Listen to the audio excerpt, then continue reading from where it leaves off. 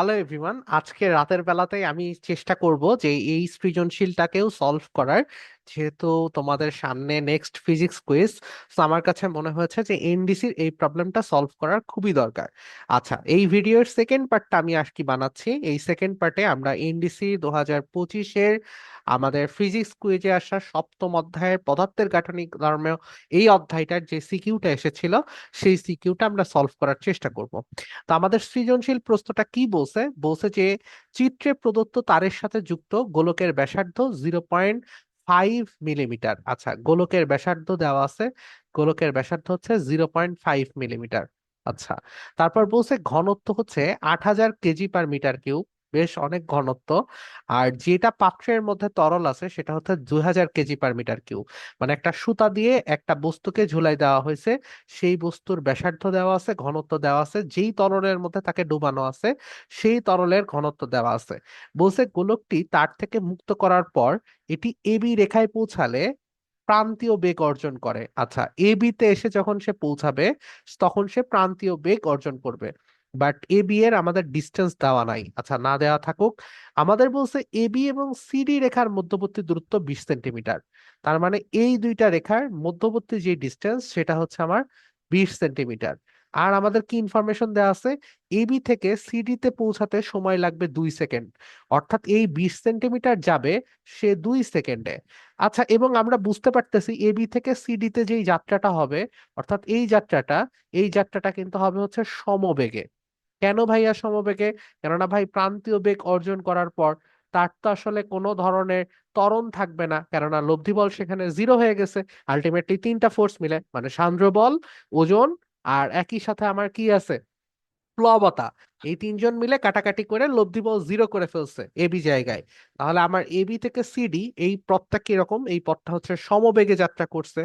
আচ্ছা, আর আমাদের বলছে তারের বেগ আমাদের উপেক্ষণীয় এবং জি এর ভ্যালু দেওয়া আছে 10 মিটার পার সেকেন্ড স্কয়ার। ক খ নিয়ে আমরা এত কথাবার্তা বলবো না, বাট খটা তো খুব ইজি দিছে, পৃষ্ঠটানের সাথে তাপমাত্রার সম্পর্ক। তাপমাত্রা বাড়লে তরলের পৃষ্ঠটান অবশ্যই অবশ্যই কমবে। এর কারণ সেখানে কি হবে, আমার কাইনেটিক এনার্জি বাড়লে আরো বেশি পানির অণুগুলো যেগুলো আছে তারা ছুটাছুটি করা শুরু করবে। তো সেই ক্ষেত্রে আসলে সেভাবে সারফেস টেনশন বা তোমার হচ্ছে যে সংসক্তি বল আছে সেই সংসক্তি বলকে সে ডেভেলপ করতে পারবে না। আচ্ছা, আমরা শুরু করব গ নাম্বার থেকে, যেখানে বলছে তরলের সান্দ্রতা নির্ণয় করো। দেখো, আমাদের অলরেডি এই 20 সেন্টিমিটার গেছে 2 সেকেন্ডে। এখান থেকে আমি কিন্তু প্রান্তীয় বেগ বা টার্মিনাল ভেলোসিটির মান খুব ইজিলি বের করতে পারি। কিভাবে বের করতে পারি? ভাই 20 সেন্টিমিটার গেছে 2 সেকেন্ডে, তাহলে আমার টার্মিনাল ভেলোসিটির মান কত? টার্মিনাল ভেলোসিটির মান হচ্ছে এইচ/টি। তাহলে আমার 20 সেকেন্ড, 20 সেন্টিমিটার, তার মানে হচ্ছে আমার 0.2 মিটার ভাগ আমার সময় হচ্ছে 2। তাহলে আমার টার্মিনাল ভেলোসিটির যে মান আসে সেটা কত? সেটা আসে হচ্ছে 0.1 মিটার পার সেকেন্ড। ভাই আপনি কেন কিভাবে পাইলেন? যেহেতু এ বিন্দুতে থেকে সি বিন্দু পুরোটাই একটা সমবেগ, জাস্ট আমি এ বি এর যে বেগটা সেটা কত হবে, 0.1 মিটার পার সেকেন্ড। এখন আমার সেকেন্ড কাজ সেটা হচ্ছে সান্দ্রতা সহগ নির্ণয় করা। খুবই সহজ জিনিস। তাহলে আমার সান্দ্রতা সহগের ডিরেক্টলি যেই সূত্র আছে সেটা হচ্ছে eta is equal to 2r² rho minus sigma into G ভাগ আমার 9 × ভি। যেখানে আর² মানে হচ্ছে যেই গোলক তার ব্যাসার্ধ, আমার রো মানে হচ্ছে যেই সলিড বস্তু আছে সেই বস্তুর ঘনত্ব, সিগমা মানে হচ্ছে তরলের ঘনত্ব, জি তো আমার দেওয়াই আছে, আর ভি মানে হচ্ছে টার্মিনাল ভেলোসিটি। সো আমি যদি মান বসাই দিই, তাহলে 2 × r², আর এর মান কত, 0.5। তাহলে আমি বলতে পারি কি, 0.5 মানে হচ্ছে 5 × 10⁻⁴ মিটার, এত হোল স্কয়ার, ইন্টু সিগমা আর রো, এই দুইটার ভ্যালু। তাহলে রো এর ভ্যালু হচ্ছে 8,000 আর সিগমার ভ্যালু হচ্ছে 2,000, আর জি এর ভ্যালু হচ্ছে আমাদের 10, আর আমাদের 9 × ভি এর ভ্যালু আছে হচ্ছে 0.1। আচ্ছা, আই গেস খুবই সুন্দর মান। So, আমরা ক্যালকুলেটর বাদে এটাকে সলভ করতে পারি, আমি একটু ট্রাই করে দেখি হয় কিনা। 2 × 5² মানে হচ্ছে 25, ইন্টু 10⁻⁻⁴ হোল স্কয়ার মানে 10⁻⁻8, ইন্টু 6,000, তার মানে 6 × 10⁻³ ইন্টু 10 ভাগ হচ্ছে 9 × 10⁻9 × 0.1। আচ্ছা, 0.1 মানে আরেকটা 10 গুণ, আমরা একবারে উপরে 10 গুণ করে দিতে পারি, কেননা 0.1 দ্বারা ভাগ করাও যা, 10 দ্বারা গুণ করাও তা। আচ্ছা, যদি হয়ে যায় তাহলে তো খুবই ইজিলি সলভ হয়ে যাবে। এখানে আমার থাকবে 2, এখানে আমার আসবে হচ্ছে 3। তাহলে আমার হচ্ছে 2 গুণ 2 তার মানে 4, 4 গুণ 25 তার মানে 100। আচ্ছা, 100 মানে হচ্ছে 10⁻²। তাহলে এই পুরোটার গুণফল হচ্ছে আমার 10⁻²। তাহলে 10⁻², আর এখানে আছে হচ্ছে 10⁻3, আর এখানে আছে আরো 10⁻², তাহলে মোট হচ্ছে 10⁻7। তাহলে আমি বলতে পারি হচ্ছে 10⁻7 আর 10⁻−8, তো আমি বলতে পারি 10⁻−1 ভাগ 3। সো আমার আসলে হচ্ছে 1/30, তার মানে আমার আসে হচ্ছে 0.033, এত মনে হয় আমার আসে হচ্ছে ইটার ভ্যালু। আমার ইটার ভ্যালু বের হয়ে গেছে, যেটা হচ্ছে 0.033। আচ্ছা, আমি জাস্ট কায়দা করে একটু ক্যালকুলেটর বাদে করার চেষ্টা করলাম। তোমরা এই প্র্যাকটিসটা করবা যারা বিশেষ করে ঢাকা বিশ্ববিদ্যালয়ের প্রিপারেশন নিবা অথবা ইউনিভার্সিটি প্রিপারেশন নিবা। হ্যান্ড ক্যালকুলেশন গুলো কিন্তু খুবই মজার। যদি করতে পারো তাহলে দেখবা যে খুবই ইজিলি ক্যালকুলেটরের থেকে অনেক ফাস্ট আসলে ক্যালকুলেশন করা যায়। আচ্ছা, যাই হোক, আমাদের এখন মেইন উদ্দেশ্য যদিও ক্যালকুলেটরের বিকল্প শেখানো না, আমরা এবার ঘ নাম্বার প্রশ্নটার একটু সলভ করি। আই থিঙ্ক আচ্ছা, আমাদের স্লাইড অ্যাড করতে হবে একটা নতুন। আমরা এই স্লাইডটাই অ্যাড করি বা ডাবল করি। আচ্ছা, আই গেস আমাদের ডাবল হয়ে গেছে। আহ আমাদের ঘ নাম্বারটা বলছে যে আসলে বায়ু মাধ্যম এবং তরল মাধ্যমে তারটির প্রসারণ, যদি আমরা তারটাকে না কেটে দিতাম বা তারটা না ছিঁড়ে যাইতো, তাহলে অবশ্যই তারটা কিছুটা প্রসারিত হইতো। এবং সেই তারটা প্রসারিত হওয়ার কারণ কি? নিচে ঝোলানো ভর। এখন দেখো, আসলে ভরের কারণে তো আসলে পার্টিকুলারলি কোন একটা তার ইলংগেট হয় না, মেইনলি বলের কারণে হয়। এখন বলের উপরে অবশ্যই ভর ডিপেন্ডেন্ট, তবে তার সাথে সাথে কিন্তু আমাদের অভিকর্ষ ত্বরণ অথবা আলাদা কোনো ফোর্স আছে কিনা সেটা আমাকে কাউন্টে আনতে হবে।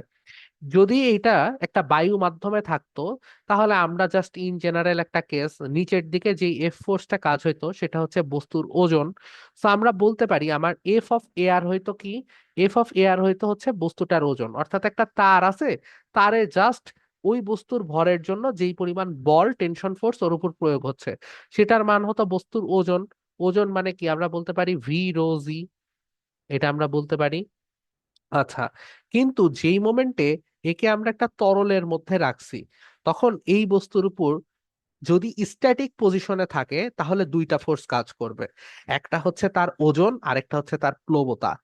যদি সে নিচের দিকে নামতে থাকতো, সে যদি একটা ভেলোসিটিতে থাকতো, তখন কিন্তু ভিসকোসিটি ফোর্স আসতো, বা তখন কিন্তু আসলে সান্দ্রতা বল আসতো, রাইট? শেয়ার ফোর্স সেখানে ডেভেলপ হইতো। কিন্তু যদি সে রিলেটিভ ভেলোসিটি না না না থেকে শুধুমাত্র স্ট্যাটিক পজিশনে থাকে, তাহলে কিন্তু তোমার এখানে ভিসকাস ফোর্স নিয়ে আসার কোনো দরকার নাই, সান্দ্র বল নিয়ে আসার কোনো দরকার নাই ভাই। তাহলে এখানে শুধুমাত্র কাজ করবে প্লবতা এবং বস্তুর ওজন। তাহলে প্লবতা মাইনাস যাবে বস্তুর ওজন থেকে। তো আমাদের নতুন যে এফ অফ লিকুইড হইতো, অর্থাৎ লিকুইডে যদি আমি ডুবায়ে রাখতাম, তাহলে এই বস্তুটার যতটুকু কার্যকরী ওজন হতো, সেই ওজনের মান হতো এই বস্তুর বর্তমান ওজন ভাগ প্লবতার জন্য তার যে পরিমাণ ওজন নষ্ট, মানে ওজন যেহেতু ঊর্ধ্বমুখী বল প্রয়োগ করবে, তাহলে এই বস্তুর যা আয়তন, সেই আয়তনের সমান তরলের ওজনকে সে কি করবে, উপরের দিকে ঊর্ধ্বমুখী একটা বল প্রয়োগ করবে। তাহলে সেই তরলের ওজন হচ্ছে, ধরলাম বস্তুর আয়তন হচ্ছে ভি, আর আমার তরলের ঘনত্ব হচ্ছে সিগমা ইন্টু হচ্ছে আমার জি। তাহলে ডাব্লিউ ইজিক্যাল টু আমরা জানতাম ভি রো জি মাইনাস ভি সিগমা জি। তাহলে আমি বলতে পারি ভি লিকুইড সমান সমান ভি ইন্টু, আচ্ছা ভি না, রোটাও আমরা কমন নিতে পারি, জিটাও আমরা কমন নিতে পারি। তাহলে ভি জি রো মাইনাস আমার সিগমা। শেষ। এখন দেখো আমার চাইছে কি, আমার চাইছে তারটির প্রসারণ। এখন দেখো, এফ ভেরিজাস আমার ডেল এল। কেন ডেল এল ভাই? এ ফিজিক্যাল টু, আমি জানি ওয়াই এ এল, সরি, আমরা কেন এটা ইউজ করব, আমরা ইউজ করব ডিরেক্টলি ওয়াই এর সূত্র। তাহলে ওয়াই ইজিক্যাল টু আমার হচ্ছে এফ এল ভাগ A into del L, F del L into A into L, right? তাহলে এই জায়গায় দেখো আমার যে এফ এর ভ্যালুটা আসবে, সরি আমার যে আমরা ভুল করছি একটুখানি, সরি। আমার যে ডেল এল এর ভ্যালুটা আসবে, এই ডেল এল এর ভ্যালুটার উপর কিন্তু ডিরেক্টলি ডিপেন্ড করবে আমার এফ এর ভ্যালু, বা এফ এর ভ্যালুর উপর ডিরেক্টলি ডিপেন্ড করবে হচ্ছে আমার বিকার, বা যতটুকু আমার দৈর্ঘ্য প্রসারিত হচ্ছে সেটার ভ্যালু। তাহলে আমাদের এই ক্ষেত্রে যে আমার এফ ভেরিজাস আমি যদি লিখতে পারি ডেল এল, এফ ভেরিজাস লিখতে পারি ডেল এল, তাহলে আমি বলতে পারবো যে আমার ডেল এল লিকুইড, অর্থাৎ লিকুইডে যেই পরিমাণ আমার দৈর্ঘ্য বিকার ঘটবে ভাগ ডেল এল অফ এয়ার ইজিক্যালটা আমার হবে হচ্ছে এফ লিকুইড ভাগ এফ এয়ার। আচ্ছা, এমনি হিসাব নিকাশে প্রচুর ভুল চলে যাচ্ছে রাত জাগার কারণে, আমরা এখানেই শেষ করব খুব দ্রুত যতদূর সম্ভব। তাহলে আমার ডেল লিকুইড ভাগ ডেল এয়ার, এটারই তো আসলে আমার মানটা চেয়েছে আর কি। So আমি এখানে সুন্দর মতো বসাইতে পারবো, ডেল লিকুইড মানে হচ্ছে V G rho minus sigma ভাগ V rho G. I think কাটাকাটি যাচ্ছে ভি আর জি। তাহলে আমার থাকছে হচ্ছে রো মাইনাস সিগমা ভাগ রো। তাহলে অলরেডি আমার দেওয়া আছে রো এর ভ্যালু কত, 8,000, মাইনাস আমার থাকবে হচ্ছে 2,000, ভাগ আমার থাকবে হচ্ছে 8,000। আমার পাই কত, আমি পাই হচ্ছে 6/8, মানে হচ্ছে 3/4, তার মানে 75%। অর্থাৎ সাধারণ বাতাস মাধ্যমে তারটার যা প্রসারণ হইতো তার 75% হবে যদি তাকে তরলে নিমজ্জিত করা হয়। তাহলে আমাদের এই পর্যন্তই ছিল। আই থিংক তোমাদের অন্তত একটু হলেও হেল্প হয়েছে। যদি হেল্প হয়, আমাদের ইউটিউব চ্যানেলটা অবশ্যই অবশ্যই ফলো দিয়ে রেখো। আর রাত হওয়ার কারণে হয়তো বা আমরা আরো এনগেজমেন্ট করতে পারলাম না, বা আরো বিস্তারিত আমি বলতে পারলাম না, কারণ আমার নিজেরই প্রচন্ড হেডেক হচ্ছে। তো ইনশাল্লাহ তোমাদের নেক্সট কালকের কুইজের পরে আমি কুইজের সমাধান নিয়ে খুব দ্রুতই রাতের মধ্যে একটা ভিডিও পাবলিশ করে দেওয়ার চেষ্টা করব। আর সবার কুইজ পরীক্ষা ভালো হোক, বা নেক্সট বছর যারা এই ভিডিওটা দেখছো তাদের এক্সাম গুলো ভালো হোক। ইনশাল্লাহ সবার প্রতি আমার দোয়া থাকবে।